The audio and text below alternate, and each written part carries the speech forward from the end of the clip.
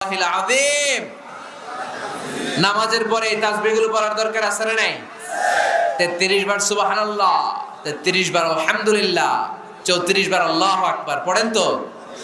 এই ডান হাতের গিড়ায় পড়বেন, পারবেন?